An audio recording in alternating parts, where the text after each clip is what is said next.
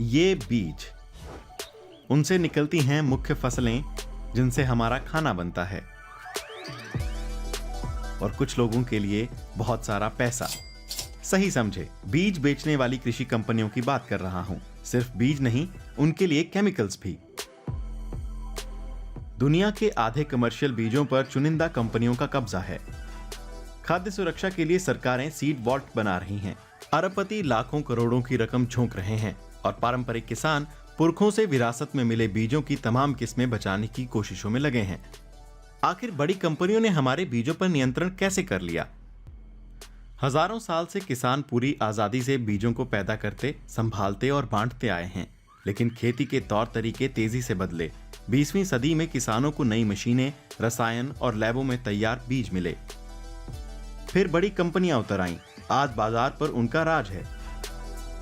उनमें से एक की आधुनिक खेती को आकार देने में खास भूमिका रही, खासकर अमेरिका में। मोंसेंटो का बीज के बाजार में दबदबा था।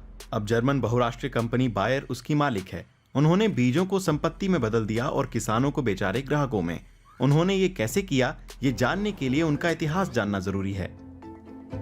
वियतनाम युद्ध के दौरान मोंसेंटो अमेरिकी सेना के लिए कुख्यात एजेंट ऑरेंज की सबसे बड़ी सप्लायरों में से एक थी। 5 करोड़ लीटर ऑरेंज हर्बिसाइड के छिड़काव से वे पेड़, फसलें और जंगल नष्ट किए गए जिनमें वियतनामी लड़ाके छिपे रहते थे। वे इलाके न सिर्फ दूषित होकर रह गए, बल्कि लाखों लोगों को जहरीले रसायन का घूंट पीना पड़ा। अगली दफा मोंसेंटो ने शांति के दौर में वीड किलिंग की तरफ ध्यान घुमाया और ब्लॉकबस्टर हर्बिसाइड राउंडअप तैयार कर लिया। 1970 के दशक में इसे बाजार में उतारा गया। इससे कंपनी को काफी मुनाफा हुआ। Roundup kills the root, kills the weed. Roundup की मारक क्षमता उसमें मौजूद ग्लाइफोसेट की वजह से है, लेकिन वो किसानों की फसल को भी बर्बाद करने लगा। लिहाजा उसका छिड़काव सिर्फ बीज बोने से पहले या फसल कटने के बाद ही होने लगा। लेकिन ऐसे बीजों का क्या जो राउंडअप का वार सहन कर लें? इसी इरादे के साथ मोंसेंटो ने बीज कारोबार में कदम रखे। 1996 में राउंडअप रेडी नाम से बीज तैयार किए गए। ये बीज ग्लाइफोसेट के प्रतिरोध के लिए जेनेटिकली मॉडिफाइड थे। वैसी चीज भला कौन नहीं खरीदना चाहेगा। उस पल तो वो किसानों के लिए जादू जैसा था। Barto Elmore Ohio state university में पर्यावरणीय इतिहास के विशेषज्ञ हैं। मोंसेंटो पर इस किताब की तैयारी में उन्होंने एक दशक खपा दिया। खरपतवार ने राउंडअप स्प्रे को फौरन ही झेलना शुरू कर दिया।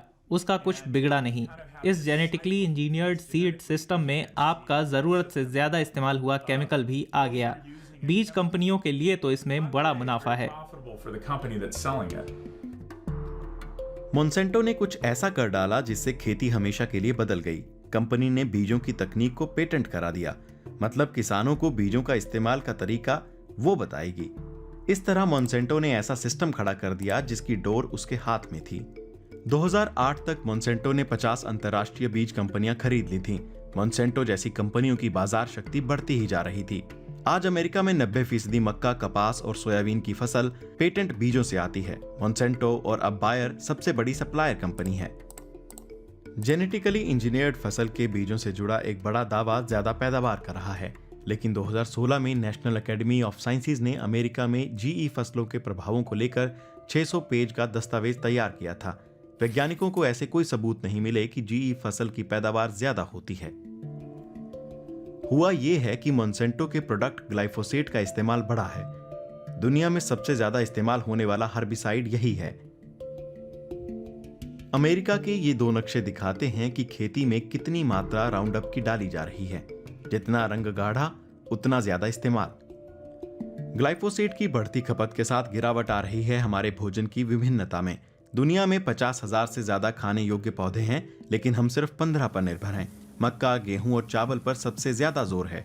आधुनिक कृषि पद्धति ने भोजन का ये मानकीकरण कर डाला है।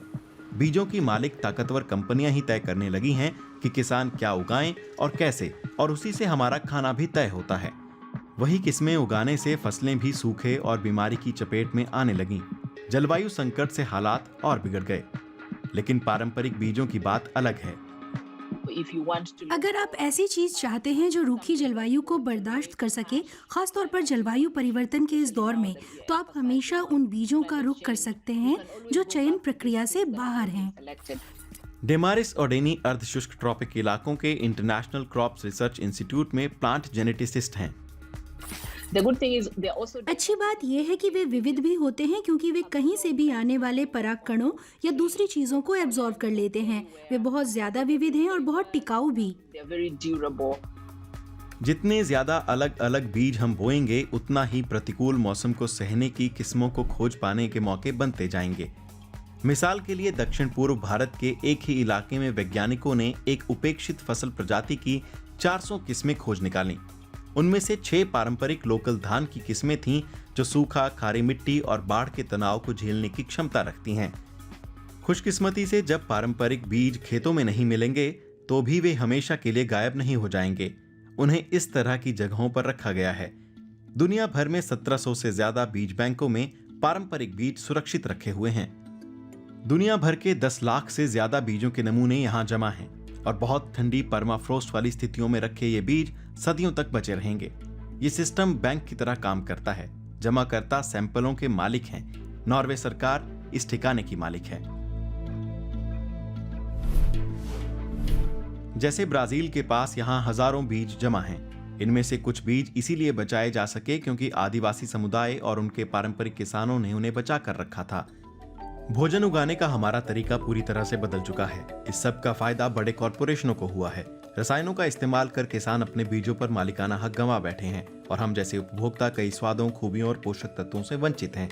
लिहाजा अब हमें खुद से ही पूछना चाहिए कि बेहतर ढंग से भोजन कैसे उगाएं, अपने लिए और सबके लिए।